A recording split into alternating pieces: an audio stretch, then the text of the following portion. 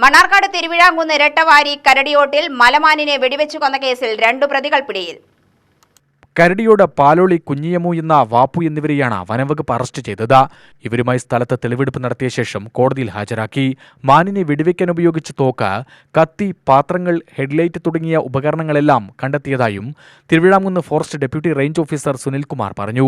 കഴിഞ്ഞ ദിവസം രാത്രി കരടിയോട് റബ്ബർ തോട്ടത്തിൽ നിന്ന് പ്രതികൾ മാനിനെ വെടിവെക്കുകയായിരുന്നു. ഓടിയ മാൻ സൈലന്റ് വാലി വനമേഖലയിൽ തളർന്നു വീണു. പിറകെ ഓടിയ പ്രതികൾ മലമാനിനെ കഴുത്തറുത്തു കൊന്നു. തുടർന്ന് റാഫിയുടെ പുതിയ വീട്ടിലെത്തിച്ച് ഇറച്ചിയാക്കി ഇരുവരും വീതിച്ചെടുക്കുകയായിരുന്നുവെന്ന് പ്രതികൾ സമ്മതിച്ചതായി വനപാലകർ പറഞ്ഞു.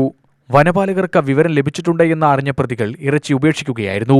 എന്നാൽ പരിശോധനയിൽ മാനിന്റെ തലയും കാലുകളും തോലും കണ്ടെത്താനായി. ഒളിവിലായിരുന്ന പ്രതികൾ പിന്നീട് വനംവകുപ്പ് ഓഫീസിൽ കീഴടങ്ങുകയായിരുന്നു. Mannarkkad DFO Latheef, range officer N Zubair, Thiruvizhamkunnu deputy range officer Sunilkumar എന്നിവരടങ്ങുന്ന സംഘമാണ് തുടർ നടപടികൾ സ്വീകരിച്ചത്.